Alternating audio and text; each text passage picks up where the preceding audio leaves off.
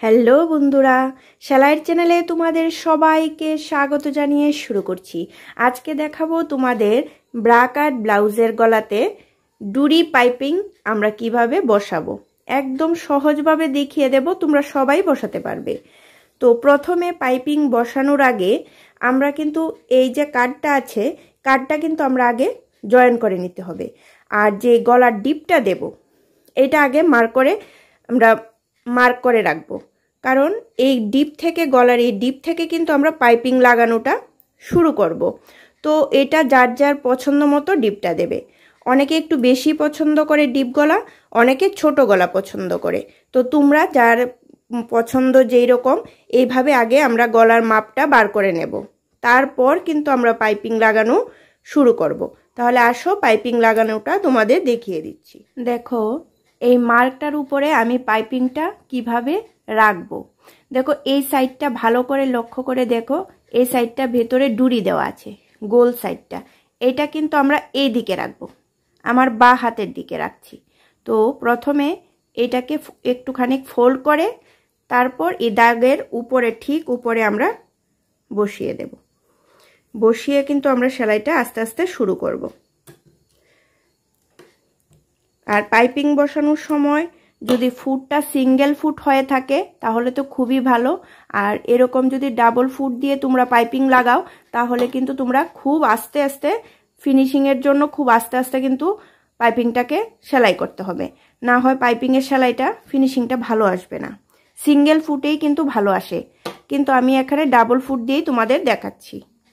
দেখো, এখানে কিন্তু আমরা একটু গোল শেপ দেব, এই জন্য আমি পাইপিংটাকে গোল শেপের মতো করে বসিয়ে নিলাম।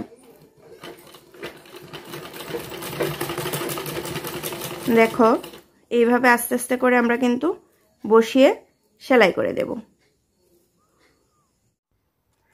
গলাটা কতটা চওড়া করব তার জন্য আমি মার্ক করে মার্কের উপরে ডুরিটা বসিয়ে নিলাম, যাতে আমার সেলাই করতে সুবিধা হয়।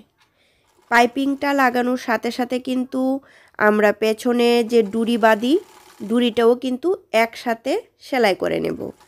আর ডুরিটা কিন্তু পাইপিংয়ের নিচের দিকে বসিয়ে সেলাই করব।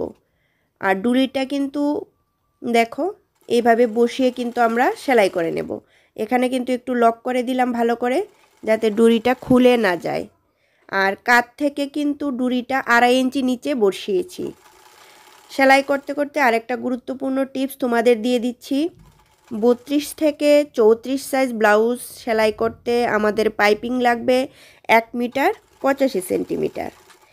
এইটুকু পাইপিং হলে কিন্তু সামনের গলা, পেছনের গলা আর দুইটা হাতাতে কিন্তু আমাদের হয়ে যাবে। আর যদি 34-এর উপরের সাইজ তোমরা সেলাই করো, বড় সাইজ, তাহলে কিন্তু পাইপিংটা আর একটু বেশি লাগবে, 2 মিটারের মতো লাগবে। দেখো, কথা বলতে বলতে কিন্তু আমি একদম ডুরি কমপ্লিট করে নিয়েছি পাইপিংটা লাগানো।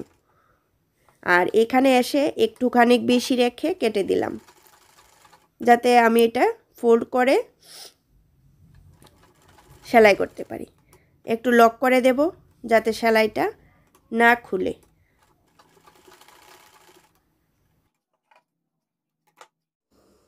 এখন আমাদের কাজ হলো যে এক্সট্রা যে কাপড়গুলি আছে এই কাপড়গুলি কেটে ফেলে দেওয়া।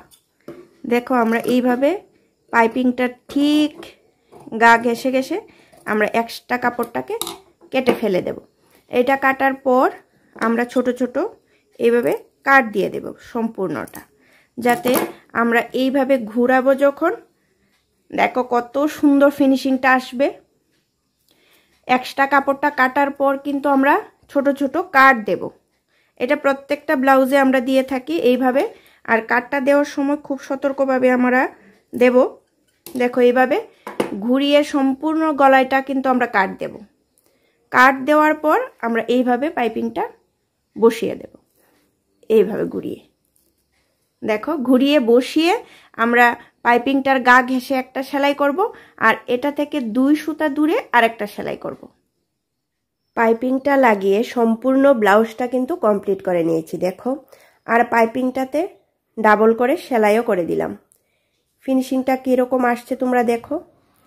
যদি তোমাদের ভালো লেগে থাকে তোমরা অবশ্যই লাইক, কমেন্ট, শেয়ার আর সাবস্ক্রাইব অবশ্যই করে দেবে। আবার দেখা হচ্ছে পরবর্তী ভিডিওতে।